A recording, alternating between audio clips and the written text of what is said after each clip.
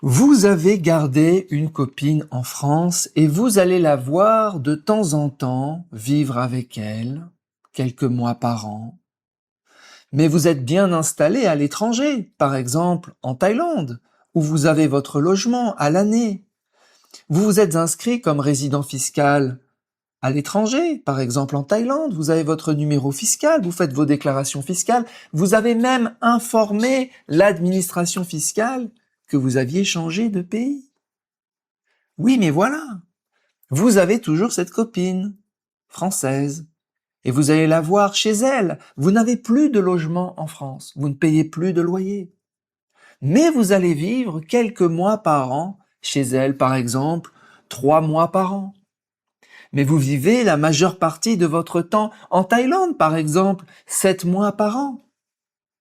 Est-ce que l'administration fiscale ne va pas vous requalifier comme résident fiscal français? Eh bien, la réponse est très probablement oui. Même, on peut répondre oui. Alors pourquoi? Alors, je vais prendre la convention fiscale France-Thaïlande, mais l'analyse que je vais faire ici, elle est valable en fait pour toutes les conventions fiscales de tous les pays avec la France, c'est quasiment toutes les mêmes. Elles ont le modèle de l'OCDE et donc on lit les ordres de priorité. Première clause, c'est le foyer d'habitation permanent.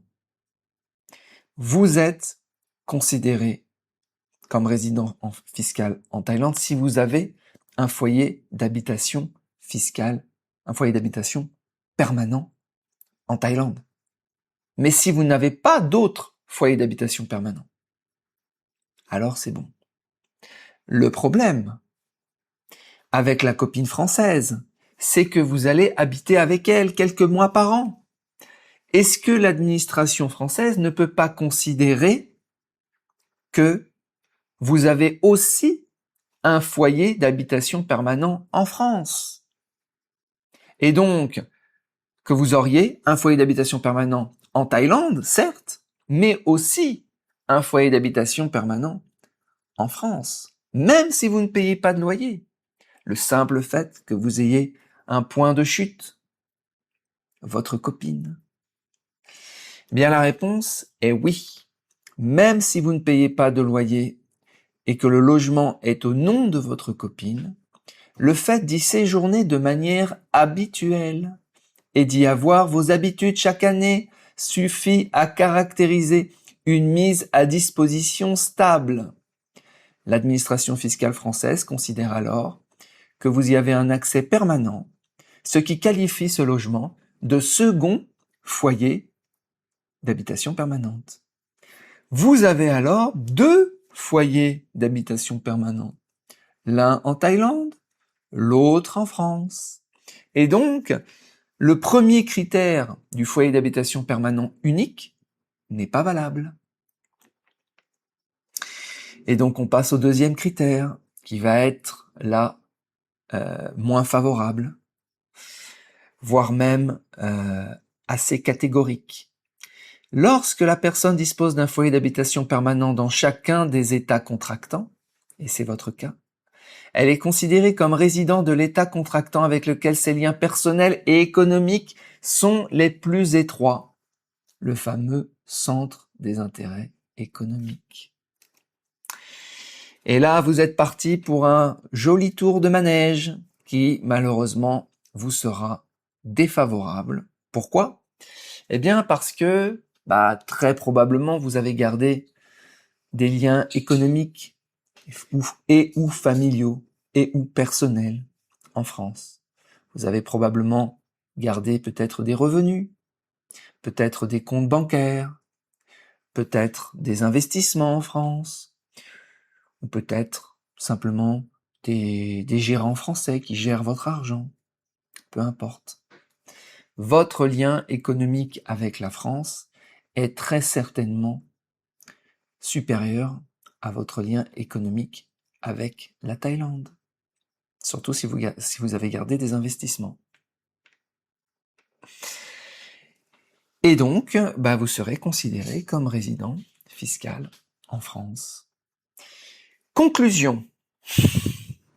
Pour éviter d'aller dans ce critère un peu subjectif, un peu arbitraire et souvent défavorable, celui du centre des intérêts économiques ou centre des intérêts vitaux, eh bien, il faut avoir un seul foyer d'habitation permanent et pas deux. À ce moment-là, on ne rentre pas dans ce critère de centre des intérêts économiques. Voilà. Alors, pour revenir sur le centre des intérêts économiques entre France et Thaïlande, très probablement, c'est pas sûr, mais très probablement, vous avez un patrimoine en France, ne serait-ce que des comptes bancaires français que vous avez gardés, des comptes d'investissement, des courtiers, des assurances vie, des PEA, des choses que vous avez gardées. Si vous n'avez rien gardé, rien du tout, vous avez tout supprimé, et que vous avez des comptes en Thaïlande, et que vous avez de l'immobilier en Thaïlande, alors là oui, le centre d'intérêt économique est la Thaïlande, indubitablement. Mais en général, ce que j'ai pu constater, c'est que les gens gardent des choses en France. Ça ne veut pas dire qu'il ne faut pas garder, ça veut dire que si vous voulez garder, il faut valider le premier critère. C'est beaucoup plus clean, beaucoup plus propre, un seul foyer d'habitation permanent, donc ça veut dire pas de en France, pas de je vais chez elle, je m'installe quelques mois et puis je repars. Pas de ça. Prenez une copine locale, il y a de très jolies femmes en Thaïlande. Ne mettez pas en risque votre patrimoine, surtout pour une Micheline française. Voilà les amis, n'oubliez pas de vous abonner au podcast audio. Si vous avez des questions, des analyses de situation, je peux aussi les faire dans d'autres podcasts audio, d'autres épisodes. Et si vous voulez que j'analyse votre propre situation, vous bookez un coaching avec moi. Je vous souhaite une très bonne journée et je vous dis à bientôt. Ciao.